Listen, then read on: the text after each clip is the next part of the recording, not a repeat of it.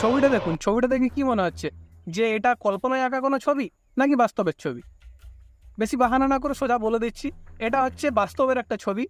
পুরু এবং আলেকজান্ডারের যুদ্ধের পরে যখন তাদের সন্ধি হয়েছিল, তখন আলেকজান্ডার কোনো সোনা দানা এইসব কিছু চায়নি। আলেকজান্ডার চেয়েছিল ভারতীয় ইস্পাত, ভারতীয় স্টিল বা ভারতীয় লোহা, এবং পুরু সেটা কয়েক টন লোহাকে সোনার বাক্সে করে দিয়েছিল, আলেকজান্ডারকে প্রেজেন্ট করেছিল। সেটাই বর্তমানে ভারতের যে সব থেকে বড় স্টিল কোম্পানি রয়েছে সেখানে এই ছবিটা রাখা রয়েছে।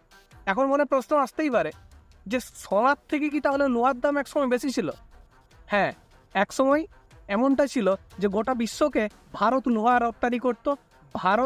ভারতীয় যে ইস্পাত তার মূল্য ছিল সোনার চেয়েও বেশি, এবং এটাই পরবর্তীকালে ভারতের থেকে ইস্পাতগুলো গিয়ে আরবরা সেই ইস্পাত নিয়ে যেত এবং সেখান থেকে দামাস্কাস স্টিল নামে সেটা ইউরোপিয়ানদের কাছে বিক্রি হতো।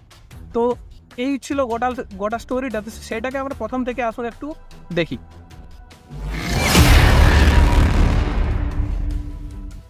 সিন্ধু সভ্যতা ছিল ব্রোঞ্জ যুগের একটি সভ্যতা। এই সভ্যতা শেষের সঙ্গে সঙ্গেই ঋগ্বৈদিক যুগ যখন আসছে, তখন ঋগ্বৈদিক যুগের ঋগ্বেদে উল্লেখ থাকছে একটা বিশেষ ধাতুর, যে ধাতুটাকে কৃষ্ণ আয়াস বা লোহা নামে সেই ধাতুটা পরিচিত। তো সেই লোহা উৎপাদন কিন্তু ভারতে বেশ কিছু ট্রাইব করত, এবং তার মধ্যে অন্যতম ছিল আমাদের ছোটনাগপুর এরিয়ার আগারিয়া এবং অসুর ট্রাইব। এরকমই আরও সমগ্র ভারত জুড়ে ছোট ছোট বেশ কিছু ট্রাইব এই লোহা উৎপাদনের সঙ্গে বা মেটালার্জির সঙ্গে জড়িত ছিল। এবং এই মেটালার্জির ক্ষেত্রে ভারতের উন্নতি সেই এমন একটা জায়গায় পৌঁছেছিল যেখানে যখন দ্বিতীয় চন্দ্রগুপ্ত মেয়ারলিতে তার লোহাস্তম্ভ স্থাপন করছে, সেই লোহাস্তম্ভ আজ 1500 বছর পরেও সেখানে কোনো মোর্চা পড়েনি। এবং দেখা গেছে যে এখনও যদি আগারিয়ারা যে লোহাটা তৈরি করে মধ্যপ্রদেশ এবং ছত্তিশগড়ের কিছু এরিয়াতে, তাদের চুল্লিতে নির্মিত যে লোহা, তা আধুনিক কালের কারখানাতে তৈরি যে লোহা হয় তার থেকে তাদের গুণগত মানে অনেক উচ্চ। এখন এটা মনে হতে পারে যে সেটা কোন লোহাটা ছিল যে লোহাটা আলেকজান্ডার চেয়েছিল। তো সেই লোহাটার নাম ছিল উড স্টিল, যে উড স্টিলটা পরবর্তীকালে দামাস্কাস স্টিল হিসাবে খ্যাত হয়। তো সেই উড স্টিলটা ভারতবর্ষে তৈরি হতো, এবং সেটা একটা বিশেষ ধরনের অ্যালয় ছিল, যেটা বা মিশ্র ধাতু ছিল, যেটা এতটাই শক্ত ছিল যে যা দিয়ে লোহাকে পর্যন্ত কাটা যেত, এবং তার টেকনোলজিটা শুধুমাত্র ইন্ডিয়ার কাছেই ছিল। সেটাও মুখে মুখে জেনারেশন টু জেনারেশন যেত, অর্থাৎ যে জাতি বা যে জনজাতির মানুষজন লোহা তৈরির সঙ্গে জড়িত ছিল, শুধুমাত্র তারাই সেই জ্ঞানটা আরোহণ করতে পারত, তারাই সেই জ্ঞানটা পেত। তো সেটা ছিল উড স্টিল।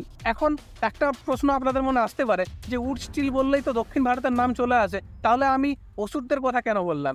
অসুরদের কথা আমি এই কারণের জন্যই বললাম যে অসুরদের যে প্রার্থনা সঙ্গীত, সেই প্রার্থনা সঙ্গীতে তাদের চাওয়াটাই এটা যে তাদের লোহা যেন কখনো না ভাঙে, অর্থাৎ অভঙ্গুর যেন হয় তাদের লোহা। আর উড স্টিল ছিল অভঙ্গুর, অর্থাৎ উড স্টিল ভাঙতো না কখনোই। সুতরাং এটা বলাই যায় যে তাদের যে চাহিদাটা, তারা একসময় সেটা কিন্তু পূরণ করতে পেরেছিল।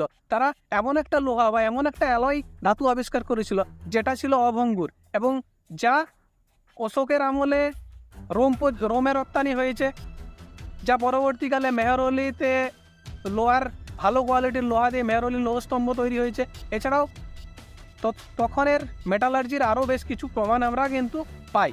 আপনাদের মনে এই প্রশ্নটা আসতেই পারে যে শুধুমাত্র তাদের প্রার্থনা সঙ্গীতে এটা রয়েছে, সেই কারণের জন্যই কি আমি লোহা রপ্তানির কথা বলছি বা তাদের লোহা উৎপাদনের কথা বলছি? একদমই না। জঙ্গলমহল সহ সমগ্র ছোটনাগপুরে এমন বহু গ্রামের নাম রয়েছে যার নামের সঙ্গে লোহার নাম জড়িত রয়েছে।